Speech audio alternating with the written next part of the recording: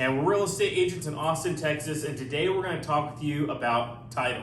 That's right, Chris. So what is title? Title is simply a fancy way of saying ownership. When you own the title to something, you own that thing. That's right, and a great example of this is if you were to go into a store and buy an apple, right? And let's just say if we expanded upon this into a real estate transaction, the seller is the store, the cashier, cash register, that is the title company, which is recording, holding the money, which is going to give you a receipt, which would be, we'll just say this is an example, is the receipt, which would be considered the deed, and this would be the house. So the seller would get the money for the home, and you would get the house and the deed.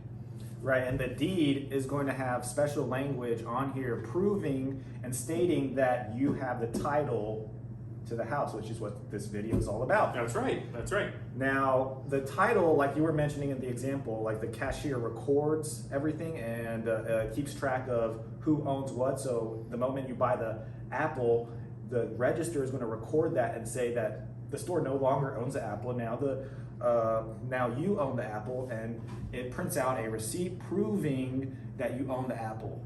This is the proof. Now, that's the main job of the title company, but the title company also has another job, which is to produce a title insurance policy whenever you buy the house. So, Chris, can you explain a little bit about what a title insurance policy is? Sure. So let's say you're walking out of the store and you have your apple and you have your receipt, and a gentleman comes up to you and says, "Excuse me, but I bought that apple 2 weeks ago. That's my apple." Well, you know, with this insurance policy, what it basically says, you might lose the apple, but you're going to get your money back. And to be honest, this almost never happens because the title company does such a good job of keeping track of who owns the house, or in this case, the apple.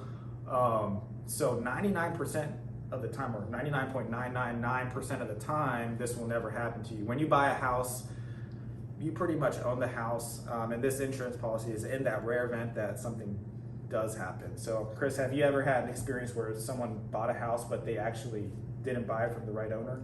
I've never had that experience, but you know, it's your lender is going to require you to have an insurance policy.